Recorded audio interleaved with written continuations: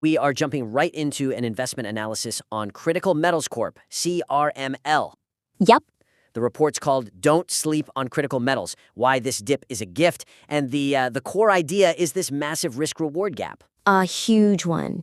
You've got a market cap under $1 billion against a claimed asset value of $3 billion for the Town Breeze project. Exactly. So the goal is clearly high conviction, to prove that this is a deep value opportunity. Let's get straight into how we can make this analysis even stronger. I mean, you can feel the energy in it. The conviction is there. And those numbers, that 3-to-1 ratio, it's a really compelling hook. It is. That $3 billion NPV is the center of gravity for the whole thing. It is. But to really earn that deep value title for, a more sophisticated reader, I think we need to tweak the structure around that central fact. Okay, so that's the first big area. I see it too. There's this sort of conflict between the high-energy, almost marketing-style tone and the claim that this is a serious, deep value investment analysis. That's the structural weakness right there. The way it's designed now, it really prioritizes the emotional hook. The valuation gap. Right, that huge disconnect. It puts that ahead of the more measured, contextual framework that an analyst would expect to see. So it feels a little bit like the conclusion is driving the data instead of the other way around. Exactly. It gives the impression that the data is being selected to prove the gift thesis from the get-go. And that's really the difference between a high-conviction pitch and, a bulletproof investment case. So the suggestion here is pretty foundational. It is. Refine the structure so that the contrarian idea, the dip is a gift, comes across as the conclusion of the analysis, not the hook. You want the report to lead the reader there. Let them arrive at that bullish conviction through logic, not just excitement. So how do we do that concretely? Well, for one, look at Section 1. It's called the $1 million hook. That title itself signals marketing, not analysis. A bit salesy. A lot salesy. Instead, maybe open with a formal executive summary or an investment thesis section. Lay out the pieces neutrally. The asset, Town Breeze, the problem, liquidity. And then the opportunity, asymmetric risk-reward. That resequencing feels critical. You have to establish the quality of the asset, the crown jewel as they call it, before you present the valuation disconnect. You prove it's worth $3 billion first. And then you reveal the market's mispricing. The conviction has to build logically, step by step. And even a simple title change can shift the entire tone. Instead of the $1 million hook, what if it were the investment thesis, quantifying the valuation disconnect? That immediately sounds more rigorous. It maintains the focus, but it frames it as objective analysis. It signals to that sophisticated reader, right from page 1, that this is serious. Okay, I think that solves the structural tension really well. But even with a perfect structure, we still have to deal with the reason the price dropped in the first place. Right.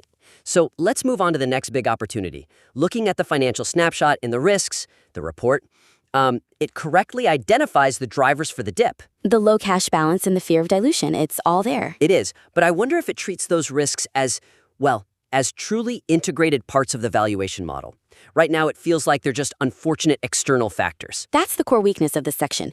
It points to the $7.3 million in cash being low, it acknowledges investors fear dilution, but then the solutions all rely on future events. The U.S. Exim Bank LOI, these financing deals. Exactly. But what if those are delayed, or if they fail? That $3 billion asset value doesn't magically protect the current shareholders from getting seriously diluted.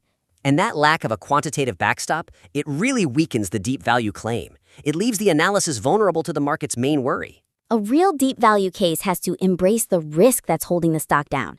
If dilution is the ghost in the machine here, you have to prove the asset can handle it. Show that the intrinsic value can absorb a capital raise and still be a great deal. Precisely. So the suggestion is to bolster the whole argument by modeling potential dilution scenarios right there in the financial snapshot section. Don't just mention the risk, quantify the asset's resilience to it. That's very actionable. Extremely. To make it concrete, add a new subsection. Call it Dilution Tolerance Analysis. Love that. It shows you've stress-tested the downside. And in that section, you provide a calculation. You model let's say, a theoretical worst-case scenario. Okay, like what? Like modeling the sale of enough new shares to raise all the capital they need for development. And you do it at a conservative price, maybe even the current price of $8.26. So you can show exactly how that would impact the share count and what the new, fully diluted price would have to be to hit that $3 billion NPV. This is the moment the analysis becomes institutional grade. The point is to show that even with a fully diluted cap table, the theoretical price would still be way closer to the analyst's blue sky scenario of 25 or 30 bucks. Then the current $8. Exactly. That's how you prove the deep value thesis is robust. It turns the risk from this scary, unknown thing into a quantifiable, manageable variable. That adds a massive layer of credibility. But is there a danger there that by focusing on the worst case, you accidentally undermine the high conviction tone? I don't think so, because you're not presenting it as a prediction. You're framing it as a stress test. Proving the value is a safety net. Right. And it gives management a rhetorical shield for when they do announce a capital raise. The report can say, we modeled this, and even with this dilution, the floor is protected by a $3 billion asset. It just neutralizes the fear. That makes a ton of sense. Okay, so let's build on that idea of intrinsic value and how the market is, well, mispricing the actual advantages of the asset itself. Yes. Let's talk geopolitics. The analysis mentions the strategic advantages of Tambreez, Western jurisdiction, the heavy rare earth composition, but it doesn't really translate that geopolitical scarcity into a premium. Right, not in a quantifiable way. Not at all. So Section 2 highlights that Tambreez is in Greenland, which is stable, Western aligned, and that mitigates the China risk. But then the analysis just kind of rests on that raw $3 billion NPV. It doesn't show how that stability should lead to a higher valuation multiple, or maybe a lower discount rate, compared to projects in, say, less secure regions. And that might be the most powerful argument in the entire report, and it's kind of being left on the table. It's firing blanks right now. If this project is strategically essential, and the U.S. Exim Bank's interests suggest it is, it should command a premium. Beyond a standard mining calculation. Way beyond. So the suggestion is to properly integrate this idea of a geopolitical risk premium. Use it to justify that $3 billion NPV and explain why the market is wrong to apply a standard discount. The report needs to quantify the Greenland advantage. Okay, that's fascinating.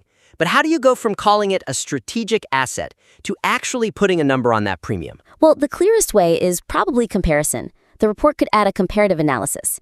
Briefly show how CRML's implied multiple, market cap over NPV, stacks up against similar deposits in jurisdictions with higher political risk. Ah, so you use that comparison to show the stock isn't just discounted for normal mining risk, but it's being inappropriately discounted because of its location, which should be a positive. Exactly. It proves the market is getting the risk assessment backward. That really strengthens the deep value argument. And you can take it a step further. The discussion of the heavy rare earth elements, the HREs, it needs to be stronger. More than just a general mention. Right. Link the specific elements like dysprosium and terbium directly to their end uses. U.S. defense applications, specific EV magnet requirements. That transforms the asset from just another rare earth deposit into a strategic necessity. And that necessity is what justifies the Exim Bank LOI. It's why that $3 billion valuation should be seen as a floor, not just a theoretical number. It adds that critical layer of significance. And it ties back to our earlier point. We criticized relying on the LOI as some future event. But this way, by emphasizing the resource itself, the HREs, you validate the U.S. interest as a structural reality, not just a hope. The LOI becomes evidence of the premium, not a flimsy milestone. So let's bring this all together. This analysis report has, it's got great conviction, a fantastic hook, and the numbers are just spectacular. The opportunity now is to elevate the analysis to match the quality of the thesis. Genuinely.